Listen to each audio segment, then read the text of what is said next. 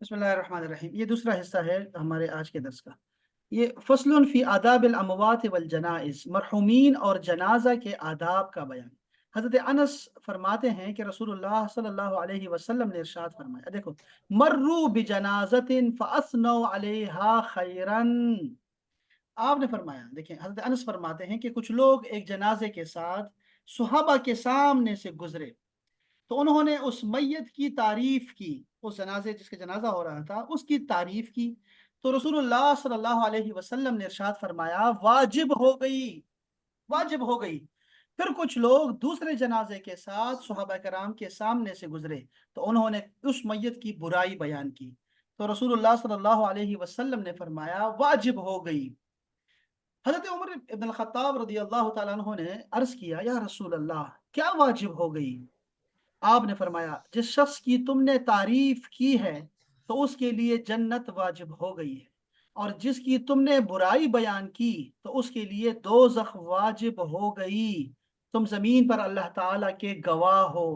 یہ ہوتا ہے، وہ کیا کہتے ہیں، نکارہ خلق جو ہے وہ نکارہ خدا ہوتا ہے، کہ لوگوں کی جو آوازیں ہوتی ہیں، تمہارے بارے میں رائے ہوتی ہے، وہ جو ہے نا اللہ کے ہاں ایسے لکھ دیا جاتا ہے۔ تو یہاں پہ جو ہم اس حدیث اس حوالے سے اگر ہم دیکھیں تو یہ حدیث ہے، اور اس سے پہلے والی حدیث جو ہم نے پڑھی، یہ کہ پڑوسی جو ہے، پڑوسی جو اپنے پڑوسی کے بارے میں جو رائے رکھے گا تو وہ جو ہے وہ رائے اس کی لکھی جاتی ہے اللہ کے ہاں، اور ساتھی دوست احباب جو اپنے دوست کے بارے میں رائے رکھتے ہیں، اللہ کے ہاں بھی وہی رائے ہوتی ہے۔ اور یہاں دیکھیں ایک میت جا رہی ہے، صحابہ نے، لوگوں نے کہا کہ یہ اچھا ہے، تو رسول اللہ نے فرمایا کہ بالکل یہ اچھا ہی ہے، اور جب اس کے بارے میں کہا کہ یہ برا ہے تو رسول اللہ نے بھی فرمایا کہ ہاں وہ برا ہے اللہ کے ہاں بھی، اور اس کے لیے دوزخ اور اس کے لیے جنت ہے۔ تو یہ جو لوگ ہوتے ہیں یہ اللہ کے جو ہے نا اللہ کے گواہ ہوتے ہیں سارے کے سارے۔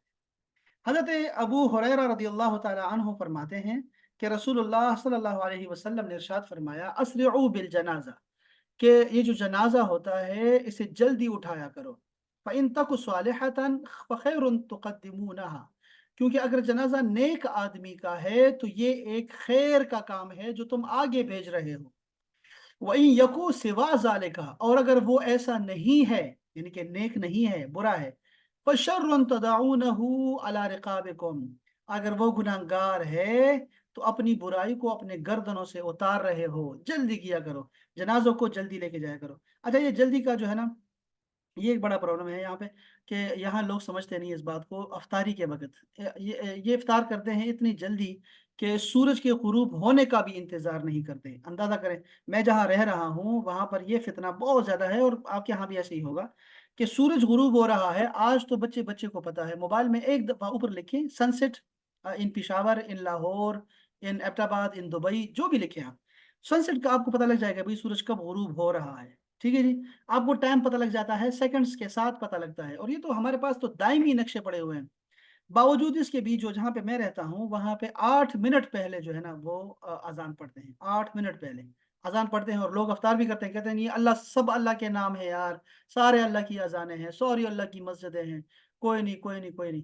تو یہ اپنے روزوں کو خراب کرنا ہے اور اپنے سر پہ گناہ لے کے جانا ہے، اور وہ خوش ہو رہے ہیں کہ چلو ہم روزہ رکھ رہے ہیں، حالانکہ وہ روزہ نہیں رکھ رہے ہیں۔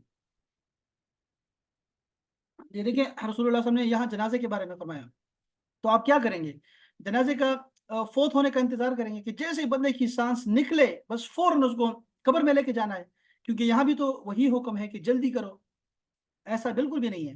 اسی طرح جو ہے وہ جب فرمایا کہ لڑکیوں کی شادی جو ہے وہ جلدی کر دیا کرو، تو کیا کرو گے تم لوگ؟ گھڑی لے کے بیٹھے رہو گے کہ کب لڑکی بالغ ہوئی اور ہم نے فوراً اس کی نکاح کر دی، اس کو شادی کر دی اس کی؟ نہیں، اہتمام کے ساتھ ہوتا ہے ہر چیز کا، جو ہے رسول اللہ نے ادب بتایا ہے، ہمیں طریقہ بتایا ہوا ہے۔ تو جیسے افطار کا وقت ہے، اب سن سیٹ ہمارا ہوتا ہے، تو ہم نے سن سیٹ کے بعد ہر ہر نقشے پہ لکھا ہوتا ہے، علماء کرام نے فرمایا کہ احتیاطاً تم جو ہے وہ 3 منٹ سے لے کے 8 منٹ تک جو ہے نا انتظار کر سکتے ہیں، افطاری کا اس کے بعد کرو تو بہتر ہے، تاکہ سورج واقعی غروب ہو جائے، پکا غروب ہو جائے۔ تو ویسے جو ہے فتویٰ جو ہے وہ یہی ہے کہ جو سورج کا جو گولا ہے، جو بھی اس کی آنکھ ہے سورج کی، وہ جیسے ہی غروب ہوتی ہے تو آپ جو ہے روزہ افطار کر سکتے ہیں، وہ ہمارے پاس لکھا ہوتا ہے باقاعدہ سے ہر چیز کا۔ تو اس کے بعد آپ نے 3 منٹ سے کم 3 منٹ اور زیادہ سے زیادہ 8 منٹ تک آپ ویٹ کر سکتے ہیں۔ جلدی کرنے کا مطلب یہ نہیں ہے کہ آپ بس جیسے ہی سورج غروب ہو اور آپ افطار کریں۔ آپ اچھا لیٹ کرنے کا مطلب یہ لیٹ پہ بھی گناہ ہے، آپ نے یاد رکھیں۔ جیسے یہاں تمہارا گناہ ہوگا کہ بغیر غروب آفتاب کے تم نے جو ہے نا وہ روزہ افطار کر لیا۔ اسی طرح لیٹ کرنے کا مقصد یہ ہے کہ آپ کے چاند جو ہے نا وہ ستارے نظر آنا شروع ہو جائیں، اندھیرا چھانے لگے۔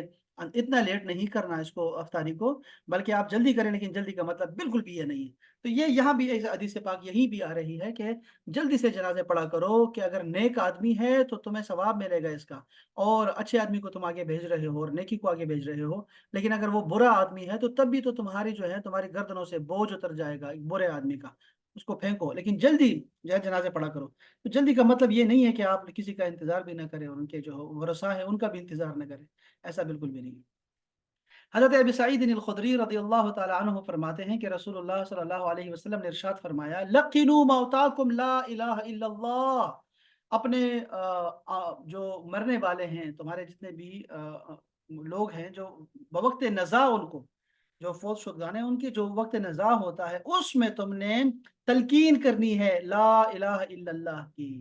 بوقت نزا ان کے پاس بیٹھ کے لا الہ الا اللہ کا ذکر کرنا چاہیے۔ ایسا نہ ہونا کہ آپ ان کو کہیں کہ کلمہ پڑھو اور وہ کلمہ نہ پڑھے، اس سے تو وہ مزید گناہگار ہوگا۔ تو آپ نے صرف کلمہ کا ذکر کرتے رہنا ہے، تو وہ بھی جو ہے نا کلمے کا ذکر خود بخود شروع کر دے گا۔ تو یہی ہمیں حکم ہے، اور یہ ترمذی شریف کی حدیث پاک ہے۔ اسی طرح حضرت عائشہ صدیقہ رضی اللہ تعالی عنہ فرماتی ہیں کہ رسول اللہ صلی اللہ علیہ وسلم نے ارشاد فرمایا، ما من میت تصلی علیہ امت من المسلمین یبلغون 100، کسی بھی میت پر جو مسلمان ہیں، مسلمانوں کی ایک جماعت جو کہ 100 تک پہنچ جائے اور وہ اس پہ نماز پڑھے، نماز جنازے میں 100 آدمی جو ہے وہ شریک ہوں، تو کیا ہوگا؟ کلہم یشفعون لہ الا شفعوا فیہ، تو وہ تمام اس میت کی شفاعت کی دعا کریں تو اس میت کے حق میں ان کی شفاعت قبول ہوگی۔ مطلب ایک جنازہ ہے، اس میں کم سے کم اگر 100 بندہ شریک ہوا اور وہ 100 بندہ جو ہے اس مردہ کے لیے دعا کرے تو اللہ تعالیٰ اس کی دعا جو ہے وہ سب کی دعا قبول کر لے گا اور اس کی شفاعت ہو جائے گی، برات ہو جائے گی۔ 100 بندہ، اس میں 100 ہے، باقی جو ہے وہ احادیث مختلف ہے، 7 صفحات کی بھی ہے اور 40 کی بھی آئی ہوئی ہے، لیکن یہاں ہمارے پاس جو ہے نا وہ 100 بندوں کی آئی ہوئی ہے۔ تو 100 بندے الحمدللہ آج کل تو ہو ہی جاتے ہیں مسلمانوں کے ہاں اس ملک میں۔ حضرت ابو ہریرہ رضی اللہ تعالی عنہ فرماتے ہیں کہ میں نے رسول اللہ صلی اللہ علیہ وسلم سے سنا، آپ فرماتے ہیں، اذا صلیتم علی المیت فاخلصوا له الدعاء۔ یہ حدیث پاک ہمیں اہل سنت والجماعت کو یاد رکھنی چاہیے کہ میت، یعنی جب تم اپنے میت پہ نماز پڑھ چکو تو اس کے بعد اس کے لیے مخلص ہو کے دعا کرو، اخلاص کے ساتھ، خلوص دل کے ساتھ اس کے لیے دعا کرو۔ تو یہ نماز کے بعد کی بات ہو رہی ہے، بس یہ ہمارا یہی ہے سنیوں کا جو ہے نا ہمارا جو فتویٰ ہے اسی پہ ہے، اور یہی ہماری حدیث شریف کو ہم نے جو ہمارے لیے دلیل ہے ابو داود کی، ابن ماجہ کی اور صحیح ابن حبان کی، کہ آپ نے فرمایا کہ جب تم اپنے بھائی کا جنازہ پڑھ لو تو اس کے بعد اس کے لیے اخلاص کے ساتھ دعا کرو، نماز کے بعد کی بات ہو رہی ہے۔ حضرت عثمان ابن عفان فرماتے ہیں، کان النبی اذا فرغ من دفن المیت وقف علیہ، رسول اللہ صلی اللہ علیہ وسلم جب میت کو دفن کر چکے ہوتے تو اس کے بعد وہاں آپ کھڑے رہتے، فقال استغفروا لاخیکم، اپنے بھائی کے لیے مغفرت طلب کرو اللہ تعالیٰ سے، یعنی اس کے لیے دعا کرو، وصلوا له التثبیت، اور اس کے استقامت کے لیے، ثابت قدمی کے لیے دعا کرو، سوال کرو اللہ تعالیٰ سے، فإنه الآن يسأل، کیونکہ وہ ابھی جو ہے اس سے سوال کیا جا رہا ہے قبر میں۔ اللہ اکبر۔ تو یہ ہے کہ جنازے جب ہو جاتے ہیں تو اس کے بعد کھڑے رہنا چاہیے، اور صحابہ کرام کا یہ معمول تھا کہ وہ وہاں کھڑے رہتے تھے یہاں تک کہ ایک اونٹ جو ہے وہ ذبح ہوتا اور اس کے بعد تقسیم ہو جاتا اس کا گوشت، تو تب تک اتنی مدت تک جو ہے قبر پہ رہنا اپنے میت کے یہ بہترین ہے، اور وہاں پہ قرآن مجید پڑھنا چاہیے، وہاں دعا کرتے رہنا چاہیے اس کے لیے، اس میت کے لیے۔ اللہ اکبر۔ آخری حدیث پاک پڑھ رہا ہوں کہ حضرت ابی رافع اسلم مولا رسول اللہ صلی اللہ علیہ وسلم ان رسول اللہ صلی اللہ علیہ وسلم قال من غسل میتا فکتم علیہ غفر اللہ له 40 مرہ، جس آدمی نے کسی میت کو غسل دیا और उसका कोई राज पाया और फिर वो राज पोशीदा रखा, तो अल्लाह ताला 40 मर्तबा उसकी मग़फ़िरत फ़रमाएगा। अल्लाह अकबर! 40 मर्तबा उस शख़्स की मग़फ़िरत फ़रमाएगा जिसने किसी मय्यत को गुस्ल दिया। अब ये होता है, बाज़ आपको नहीं पता कि गुस्ल के वक़्त जो है वो बाज़ औक़ात जो है वो पेट से गंद निकलता है। आपने जो है वो उसका जो राज़ होता है वो किसी को नहीं आया करना। वो बातें नहीं बतानी कि क्या हुआ उस वक़्त और उसका राज़ को छुपाया, या फिर ये हो सकता है कि और बहुत सारे राज़ होते हैं। ज़ाहिर-सी बात है वो एक बंदा मय्यत है और वो आपके सामने पड़ा हुआ है गुस्ल के लिए, तो बहुत सारे राज़ आते हैं इस गस्साल के लिए जो धो रहा है, जो गुस्ल करवा रहा है। तो वो जो रखेगा, राज़ रखेगा, अल्लाह ताला 40 मर्तबा उसकी मग़फ़िरत फ़रमाएगा। बहुत बड़ा सवाब है, बहुत बड़ा सवाब है। अल्लाह अकबर! चलिए इंशाल्लाह यहाँ तक काफ़ी था। इंशाल्लाह कल इंशाल्लाह अगर ये आखिरी इसका जो आखिरी फ़सल है वो जामे आदाब के बारे में है। यानी कि इसमें कोई मौज़ू नहीं होगा, बल्कि हम मुख्तलिफ़ आदाब और मैनर्स सीखेंगे जो इस्लाम ने हमें सिखाए हुए हैं।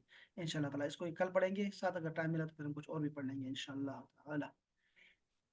सलामत रहें आप, आपका बहुत शुक्रिया नवाज़िश, आपने एक दफ़ा कट हुआ और फिर भी आप तशरीफ़ लाए। बहुत शुक्रिया, आपकी समाअतों का शुक्रिया। कोई सवाल हो तो आप ग्रुप में भी कर सकते हैं, पर्सनल पे भी आप राब्ता कर सकते हैं। सलामत रहें जी, बहुत शुक्रिया। अस्सलामु अलैकुम व रहमतुल्लाह। अस्सलाम वरहमतुल्लाहि वबरकातुहू।